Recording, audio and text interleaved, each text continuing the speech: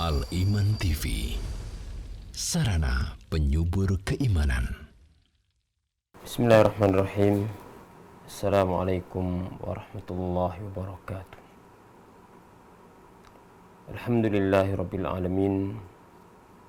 Wassalatu wassalamu ala asyrafil anbiya wa akramil mursalin.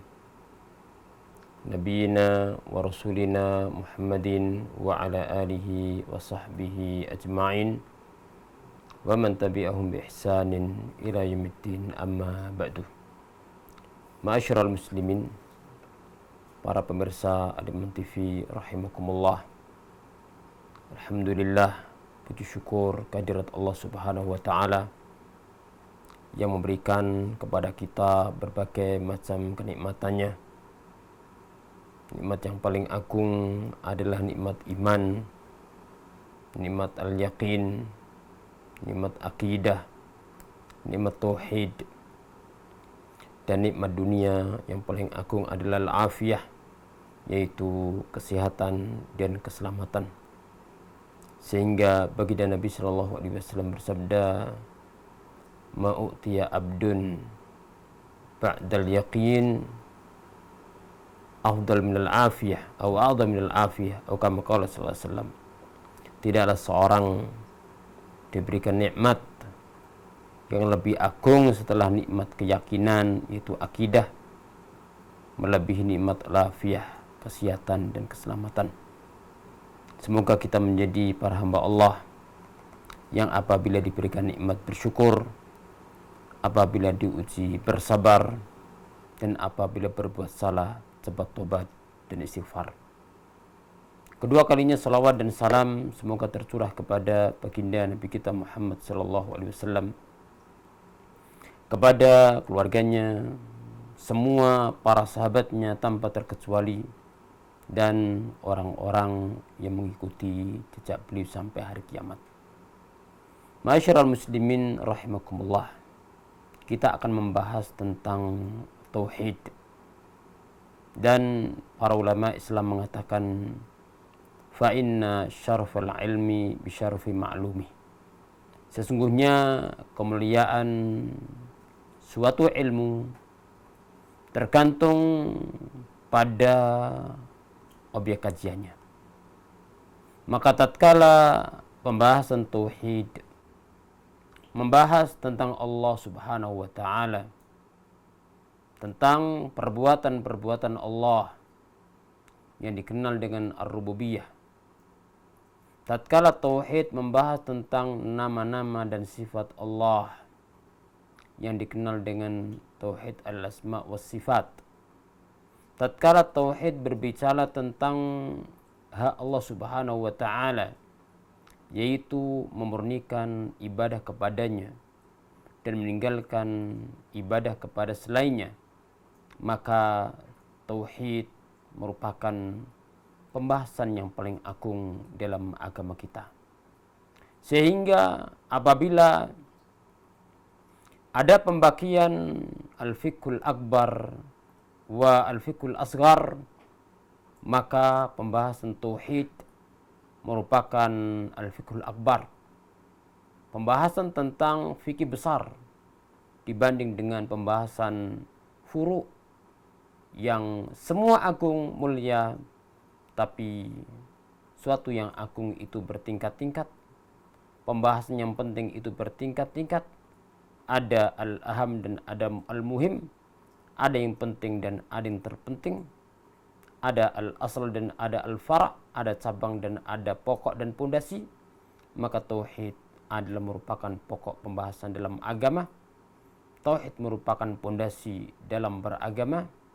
Dan tauhid merupakan perkara yang hendaknya kita berikan prioritas dalam mempelajari, dalam mengamalkan, dan dalam menebar dan mendakwahkan kepada manusia. Ma'asyiral muslimin rahimakumullah. Qala al-musannifu rahimahullah. Bismillahirrahmanirrahim. Alhamdulillah wa sallallahu ala Muhammadin wa ala alihi wa sahbihi wasallam. dalam mengawali kitab ini, al-musannif memulai dengan 3 hal. Yang pertama adalah beliau memulai dengan membaca basmalah, Bismillahirrahmanirrahim. Dan ini adalah perkara yang diperhatikan oleh para ulama Islam ketika membuat karya tulis. Yang pertama dalam rangka mencontoh Al-Quranul Karim, yang mana surat-suratnya diawali dengan basmalah, kecuali surat Al-Bara'ah.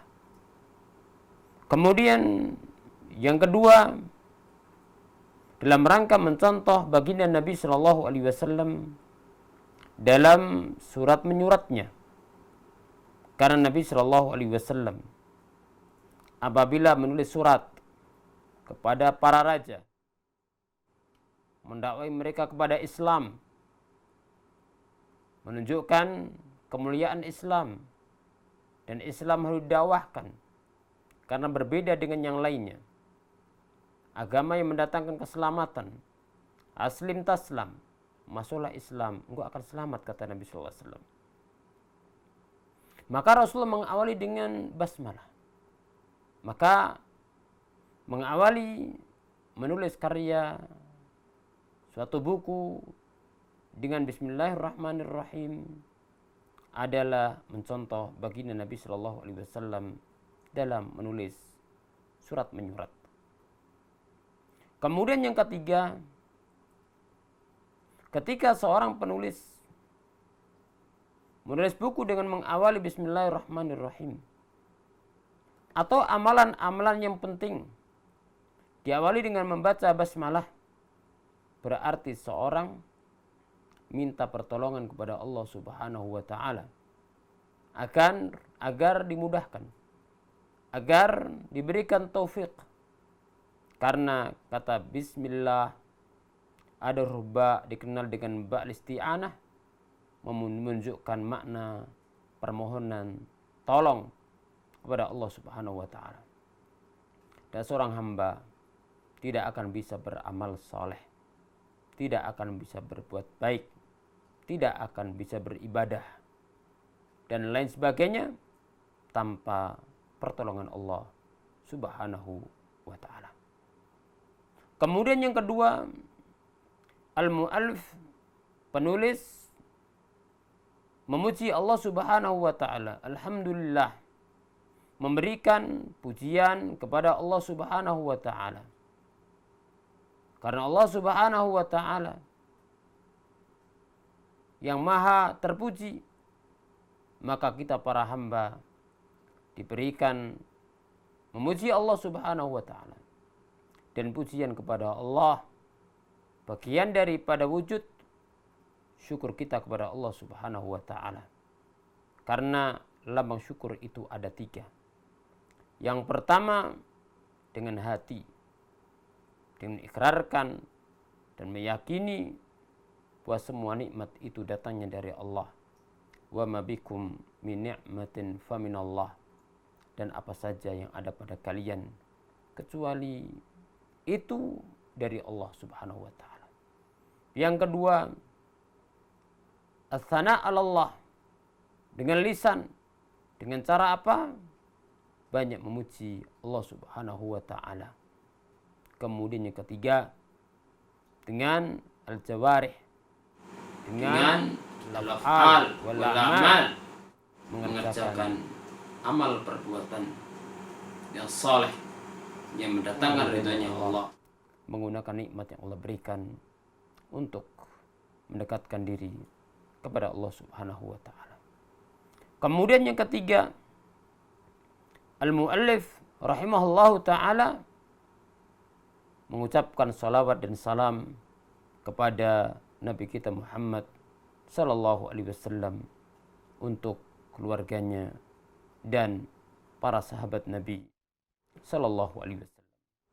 Dan 3 hal tadi, mengawali dengan basmalah, kemudian hamdalah, kemudian assalatu wassalamu ala Rasulillah, merupakan bagian dari adab at-ta'lif, bagian daripada adab dalam membuat karya tulis.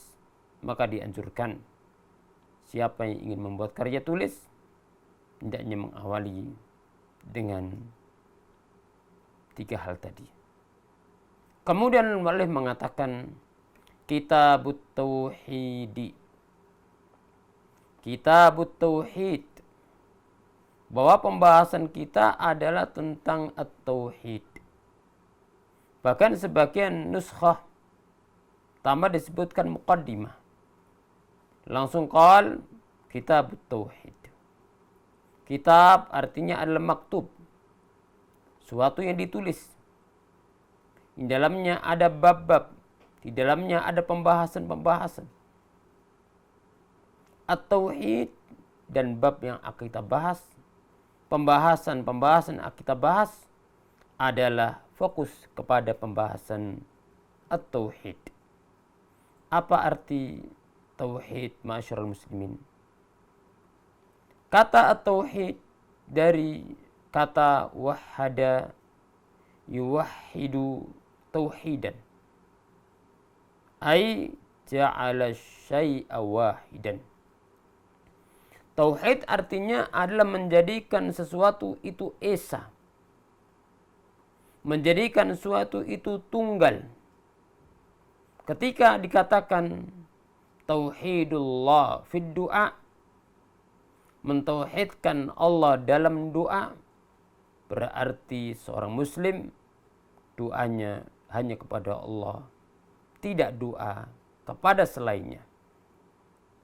Ketika dikatakan tauhidullah fil isti'anati atau istighatsati,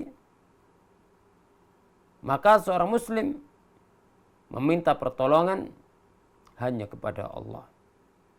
Begitu pula ketika terjadi suatu yang menimpa umat atau seorang dalam keadaan sulit, kemudian dia istighatsah, artinya doa kepada saat sulit, juga kepada Allah Subhanahu wa taala.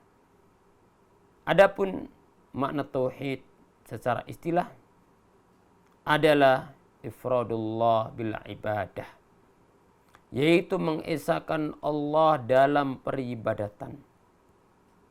Berarti ini menunjukkan bahwa tauhid itu berkaitan dengan ibadah murni kepada Allah. Berarti tauhid yang kita bahas berkaitan dengan makna, kandungan, konsekuensi dari kalimat la ilaha illallah, yang artinya la ma'budu bihaqqin illallah, yang tidak ada berhak diibadai dengan hak kecuali Allah Subhanahu wa taala. Karena ma'asyiral muslimin rahimakumullah, yang akan kita bahas dalam kitab tauhid, porsi terbanyak adalah berkaitan dengan tauhidul ibadah atau tauhidul uluhiyah. Walaupun ada sedikit berkaitan dengan rububiyah, berkaitan dengan al-asma' was sifat.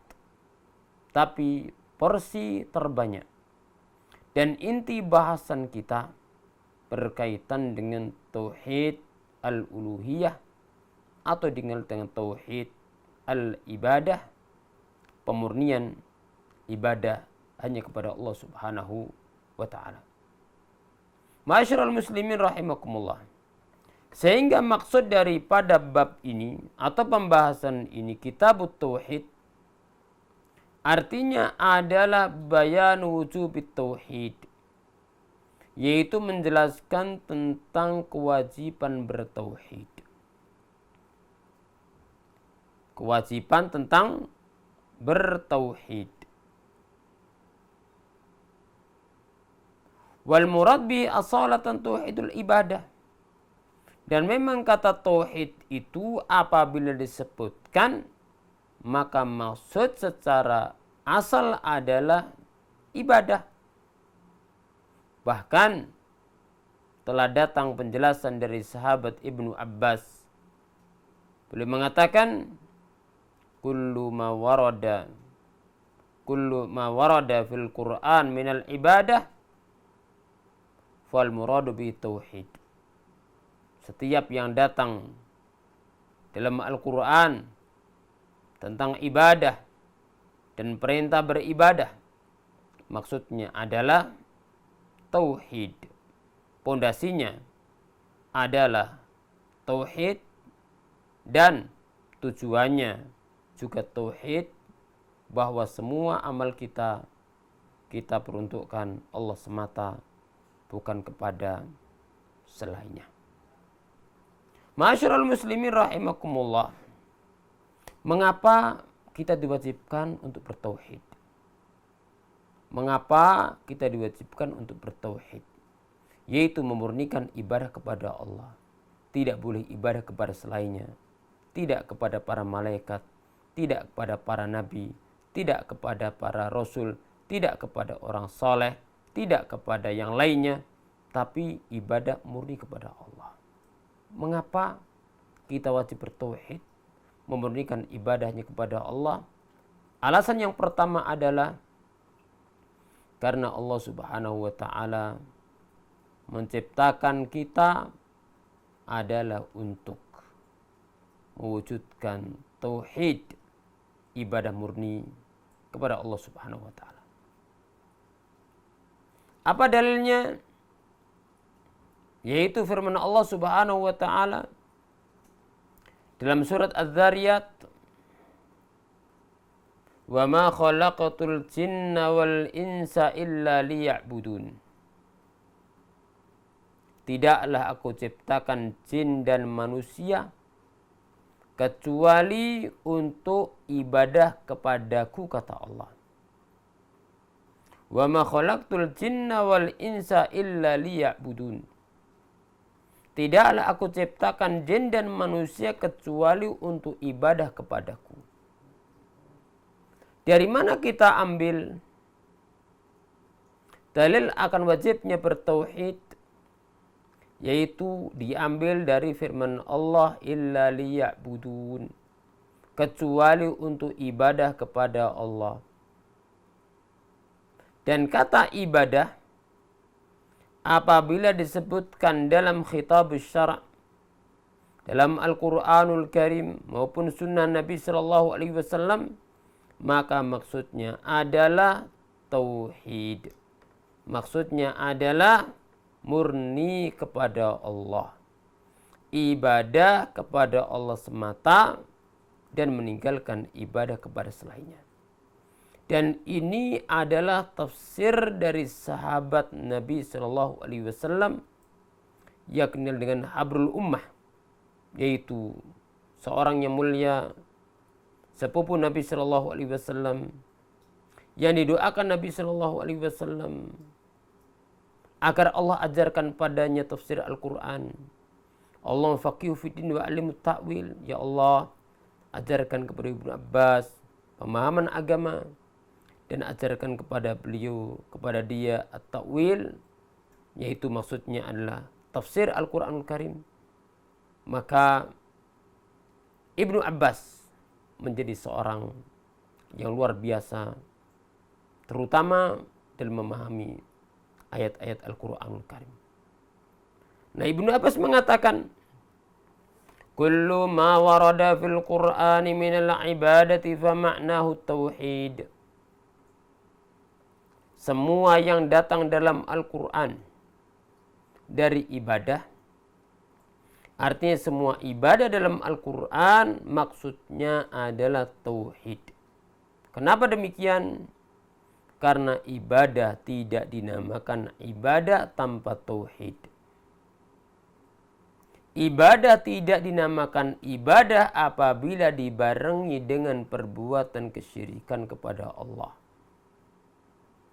Sebagaimana seorang sholat tidak dinamakan sholat tanpa toharoh, maka begitu pula ibadah tidak dinamakan ibadah kecuali apabila didasari dengan at-tauhid. Maka Ibnu Abbas mengatakan, kullu ma warada fil Qur'an minal ibadati fa ma'nahu tauhid. semua yang datang dalam Al-Quran dari perintah beribadah, maka maksudnya adalah tauhid. Sehingga makna firman Allah, illa liya'budun, tidaklah aku ciptakan jin dan manusia kecuali untuk ibadah kepadaku, berarti artinya adalah illa liyuwahidun, kecuali tujuannya adalah untuk mengesahkan Allah Subhanahu wa ta'ala.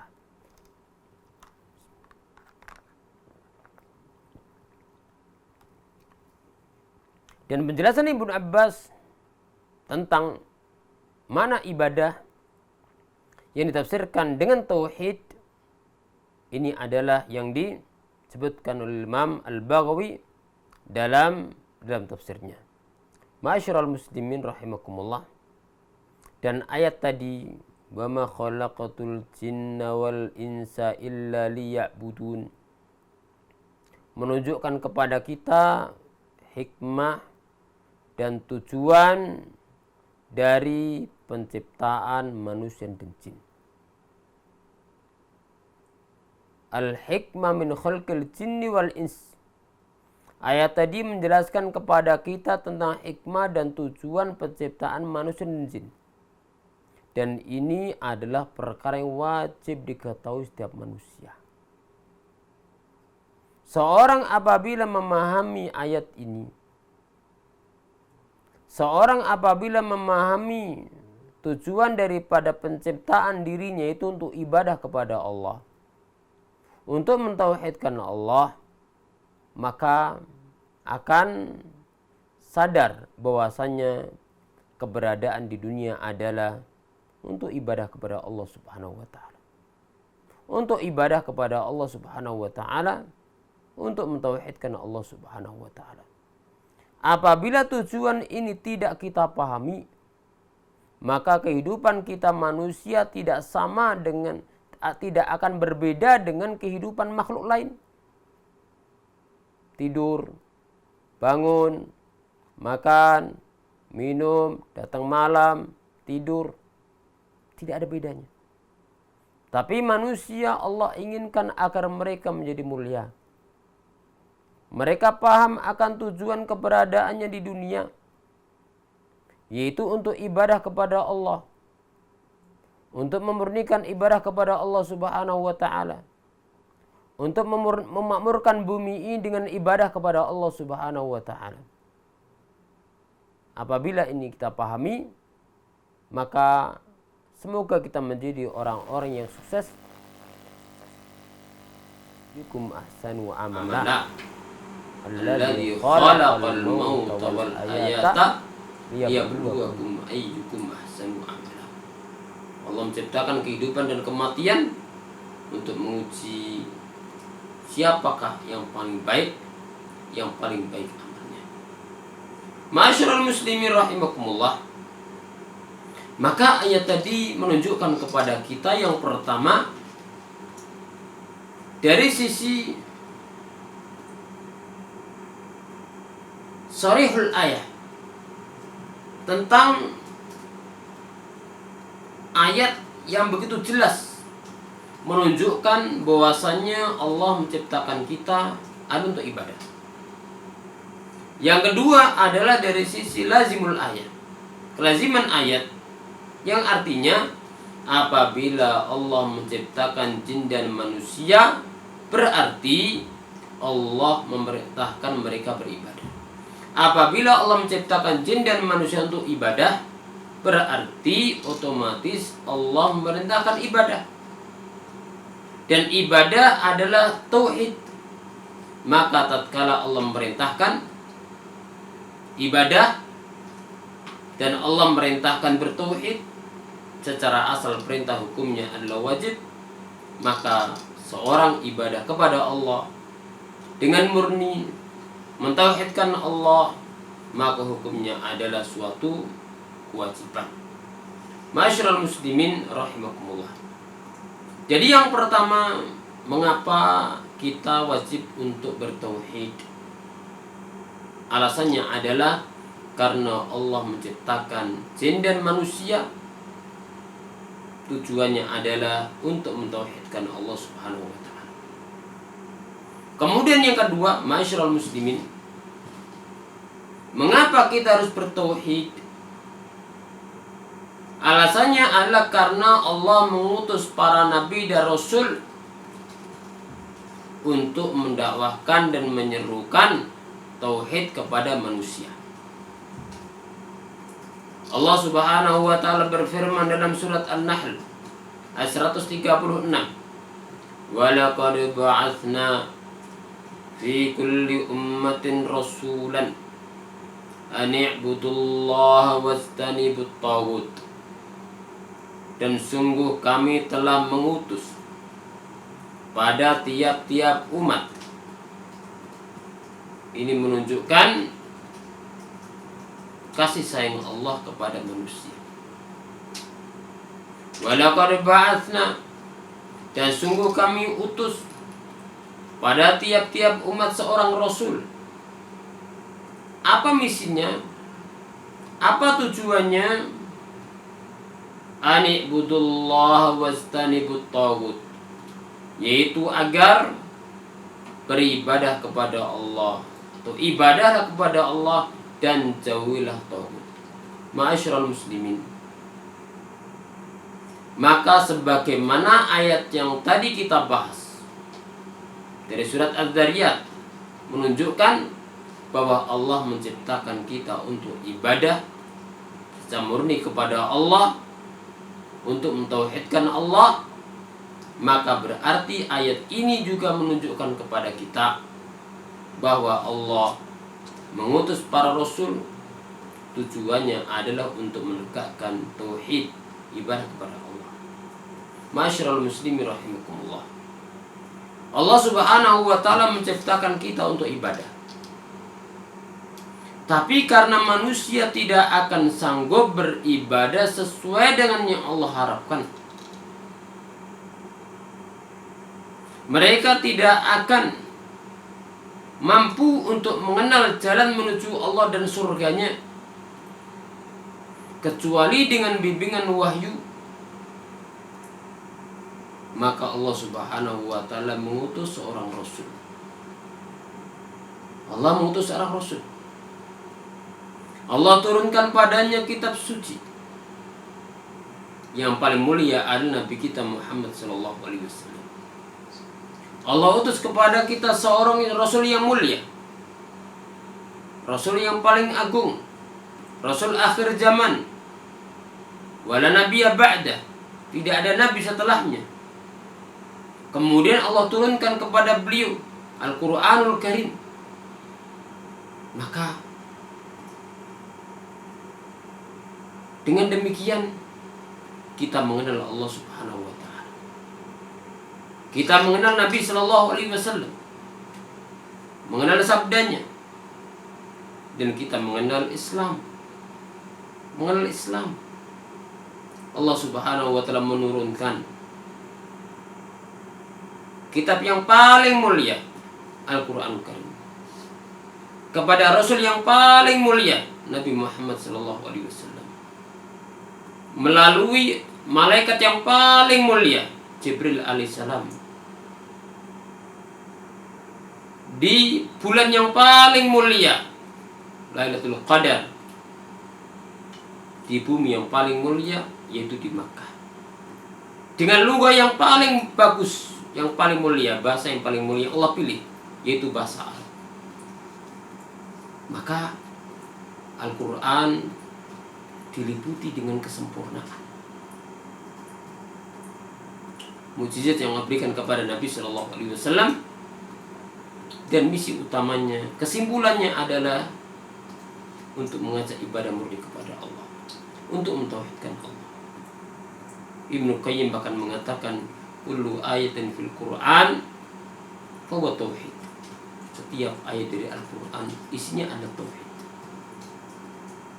Isinya adalah memberitakan tentang kewajiban, memberitakan tentang perbuatan Allah, tentang nama-nama dan sifat Allah,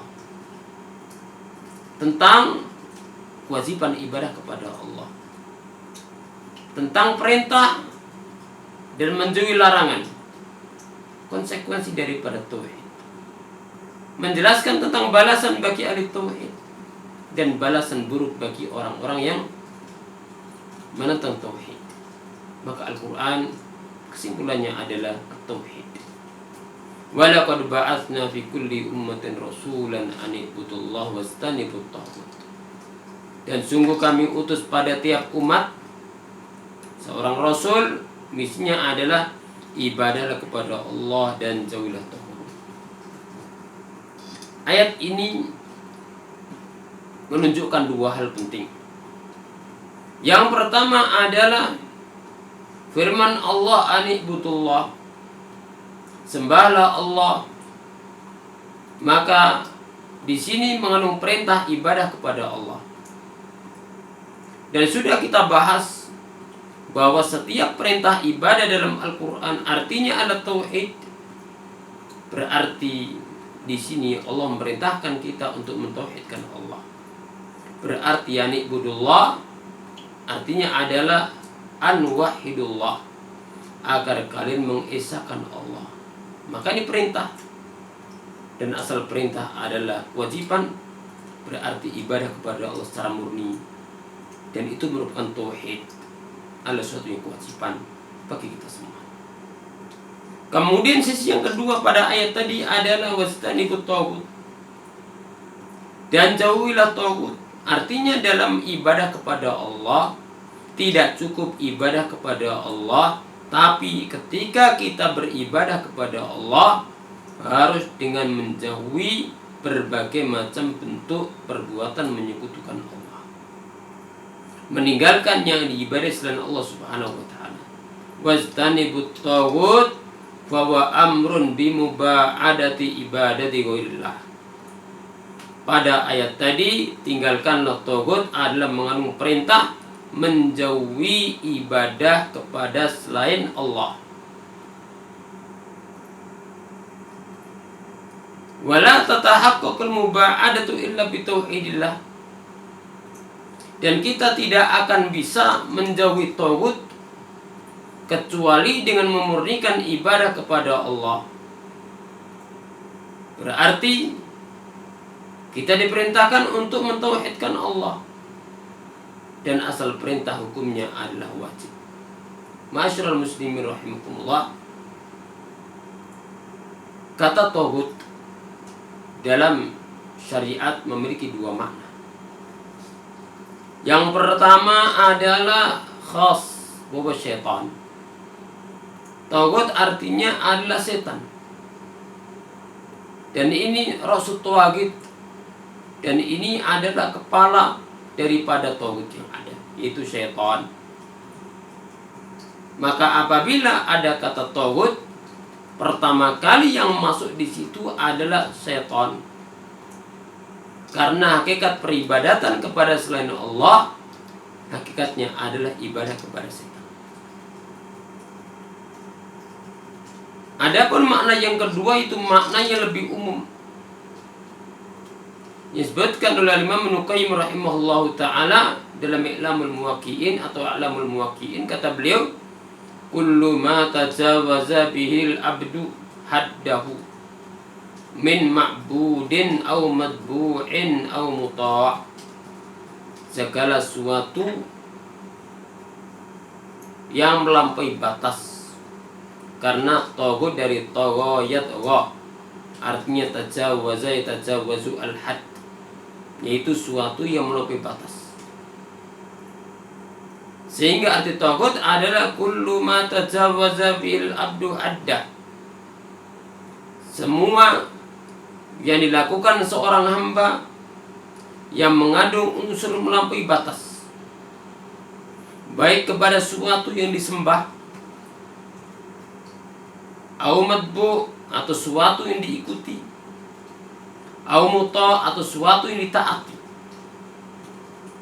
Ini adalah arti taghut. Berarti ada taghutul ibadah, taghut dalam masalah ibadah, yaitu segala yang diibadai selain Allah. Wa waradin, dan seorang itu ridha diibadahi. Maka berbeda antara makhluk yang diibadahi oleh manusia dan dia ridha dengan yang tidak ridha.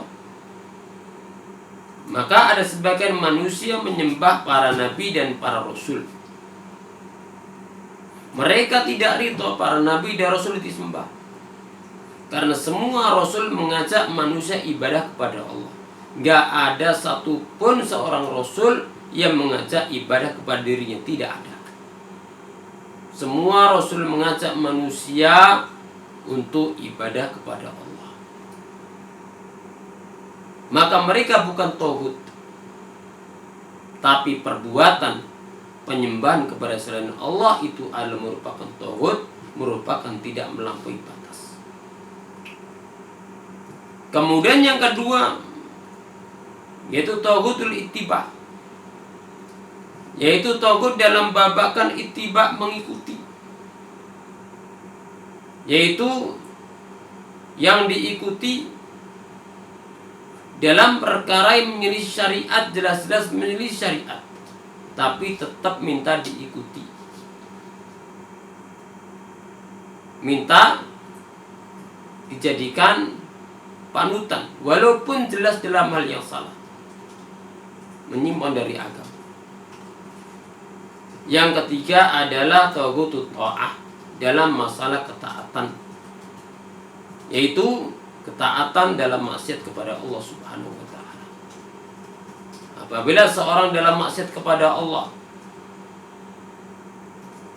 dia minta ditaati, maka berarti masuk dalam masalah tauhidut at-ta'ah. Berarti seorang muslim tidak boleh melampaui batas dalam babakan ibadah. Dia ibadahnya hanya kepada Allah Subhanahu wa taala. Apabila memberikan ibadahnya kepada selain Allah, doa kepada selain Allah dan seterusnya, berarti telah melampaui batas. Yang kedua dalam masalah ittiba, seorang beritahuan ittiba kepada baginda Nabi sallallahu alaihi wasallam, dan di bawah Nabi sallallahu alaihi wasallam. Selain Nabi sallallahu alaihi wasallam adalah diukur bagaimana kedekatannya, kecocokannya dengan ajaran Nabi sallallahu alaihi wasallam. Kemudian ketiga dalam masalah ta'ah dan masalah ketaatan. Seorang harus taat kepada Allah dan Rasulnya. Adapun kepada makhluk tidak boleh taat kecuali dalam masalah yang ma'ruf. Tidak boleh taat dalam masalah kemaksiatan. Ma'asyiral muslimin rahimakumullah. Kemudian yang ketiga, saya sebutkan garis besarnya mengapa kita diharuskan untuk bertauhid. Karena Allah Subhanahu wa taala menjadikan tauhid kepada Allah merupakan hak yang paling tinggi dalam Islam. Kemudian yang keempat, mengapa kita harus bertauhid? Karena bertauhid merupakan wasiat Allah dan Rasulnya sallallahu alaihi wasallam. Wasiat Allah dan wasiat Nabi sallallahu alaihi wasallam. Kemudian yang berikutnya, bahwa tauhid adalah merupakan hak Allah bagi para hambanya, dan menunaikan hak Allah adalah jalan masuk ke Allah Subhanahu wa taala. Insyaallah pembahasan ini akan kita sambung pada pertemuan berikutnya. Kita baru membaca dua dalil masalah ini. Yang pertama surat Al-Dzariyat, kemudian yang kedua surat An-Nahl ayat yang ke-36. Insyaallah kita bahas surat Al-Isra ayat 23 dan seterusnya pada bab yang pertama ini. Aku qouli hadza wa akhiru da'wana alhamdulillahirabbil alamin. Dukung channel kami dengan like, subscribe, dan aktifkan notifikasi agar kamu tidak ketinggalan video-video menarik lainnya.